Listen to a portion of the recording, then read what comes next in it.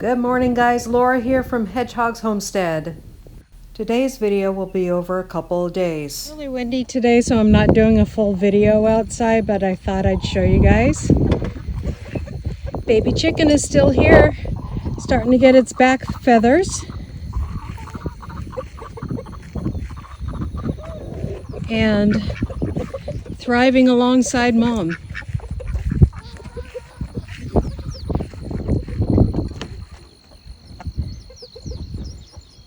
Isn't that just the cutest thing? Mom's taking such good care of her. The other chickens accept her. So I'm so happy about it. While I'm going for a walk, I am picking up some of this broadleaf plantain so we can make some bite cream. Bug bites are stings. It's really good for that. So I have a lot of it growing right now. And so I am just picking up these broadleaves plantain. There is a narrow leaf plantain that works, but not quite as well. So I am just out here during my walk, just going down the center of my road here. They like to grow in areas of compact soil, so you often see them growing in areas of like your driveway and stuff like that. And so if you don't have a lot of traffic on your road, go ahead and pick those. And we'll dehydrate these and then make a beautiful like salve out of it, and for bug bites and stings and stuff like that. There's people that swear by it for stings, people that are allergic to bees and stuff like that. So I'm just collecting it while I'm going for a walk. I'm collecting the leaves that aren't badly bitten. It's the narrow leaf plantain, and you can see the difference in size. But that other one was definitely a broadleaf plantain. I have less broadleaf, so I'm making sure that as they're growing really well, to take those leaves and collect those on my walk. Beautiful guys, that is milkweed. And the beautiful thing about seeing wild milkweed growing on your property is monarch butterflies lay their eggs there.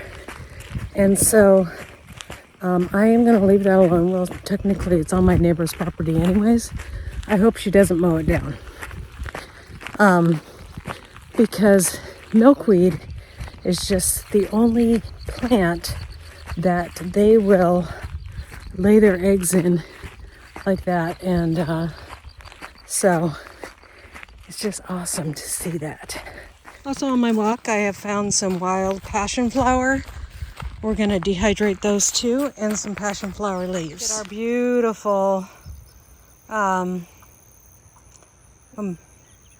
mullein here.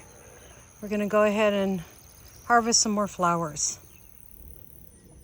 Got my mullein flowers there from our mullein, so I'm going to stop harvesting from this plant now. And because you can only take, or you should only take, a third of what the plant is. And so that's what we've done here. Mullein flower ointment for dog's ears. So first thing we do is we're just going to cover these with, this is olive oil, extra virgin olive oil, and then I'm probably going to collect more. And each time I collect more, I'm going to cover everything in olive oil and just put it away for at least 8 weeks. There's a little bug in there that's going to die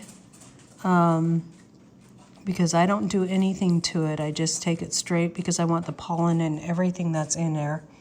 And I'll just spoon out that little bug when he floats to the surface. This is great for animals. You could use it on your pigs, you could use it on your dogs, you can use it on, you can even use it on human beings that get ear infections a lot. Put it away in a cooler, dark place for 8 weeks. Hey guys, just got inside. It is getting so muggy outside, so we're gonna do some inside things today. We are drying a bunch of herbs. And I already dried all this up. This is plantain, and that is going to go into a salve. So look for that video coming up, but right now I'm just going to put it in a nice sealed jar. We have, that came out of there, this is passion flower. I'm going to throw some more in there. And to reserve or preserve my dill, I am going to put that in a freezer bag, and we'll put it in the freezer. So when I like to eat dill eggs, just a little garlic, little peppercorn and dill, and I'll see if I can link the video. I have the dill here, that's going to go in the freezer. This is going to go in the dehydrator. This is going to go in the dehydrator, except for that leaf. And this is catnip. That is holy basil. It smells amazing when I bring holy basil in here. And I love it as a tea. So I'm looking forward. This will be my first year with catnip. And so let's get going on dehydrating these. I also had a bunch of passion flower leaves dehydrating. And then I have rosemary. So the passion flower leaves, the rosemary. And so I just hang up the passion flower leaves and they dry. And so I don't worry about that. I just hang up my rosemary and it dries very easily. And I think I have some more passion flower in my closet because I have one of those drying racks that I just put in my closet, and it dries, slowly, probably a little better to do it that way than the dehydrator. But I really have been missing my my holy basil, which regulates mood, regulates hormones, regulates your body, and it's just one of the biggest amazing herbs and I love it 100%. So we'll get that going, and the catnip, put the dill in the freezer, or maybe make some deviled or hard-boiled eggs in a jar, and jar some hard-boiled eggs with some dill maybe. I don't know. We'll see what happens. I forgot, I'm also going to dry this elderberry flower. So got a couple of those in here. So we'll get the elderberry flower. I'm going to put on probably some parchment paper and then put it on the top rack in here. This is for my personal use, so I don't worry about, kind of check it for bugs. I don't spray anything in my garden, so I don't worry about it. And that's where these came out of. And I was so thankful that I could get some today, because it really helps, guys. It really helps with anxiety and mood. And I could use some of that.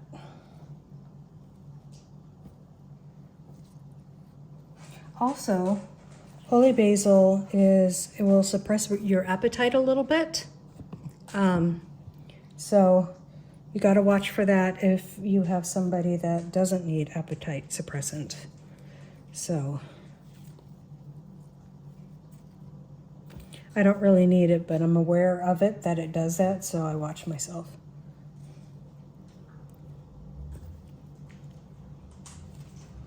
Okay. So there's my first rack of holy basil. Now on top of that, I am going to put my catnip. I think I'm going to put my catnip. Yes. And these were all rinsed off, but I didn't do anything else to them. So that's good there. I'm going to go see if I have some flowers. Anything else that kind of needs to be dehydrated. Like the flowers kind of really need to be dehydrated in the passion flowers in something like this, because they have so much moisture in them. I have it all stacked up, and there is the elderberry flower on top. And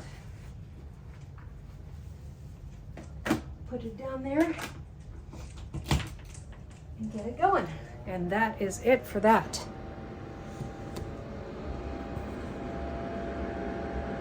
And we'll check it tonight. I was so sweaty outside. So humid, just doing chores today, so I didn't bring you guys along. I'm just dehydrating stuff, and I'm gonna put that dill in the freezer, and then I will just kind of put this in a bowl. Let me show you how I'm gonna grind this up. Okay, so I'm just gonna put this in a bowl.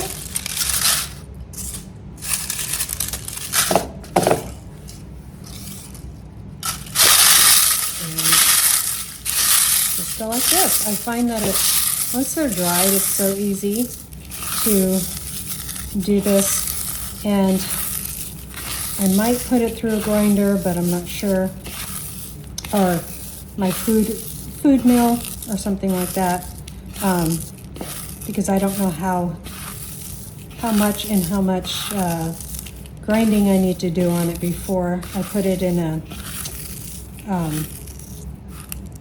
salve. I probably need to look that up. So we'll look that up and see if I need it dry. Maybe I need it not dry. So anyways, I'm new to the herbalism stuff, but I really am enjoying what I've learned over the last couple of years. I really like holy basil, and I really look forward to the season. I have run out the last 2 seasons because my sister-in-law loves it too, and so we kind of I think I gave her some seeds, so hopefully she's growing some this year. But yeah, it's just amazing, and maybe I'll put more seed in the ground or make a nice big container of it. So God bless you. We'll see you guys next time here on Hedgehog's Homestead. Bye.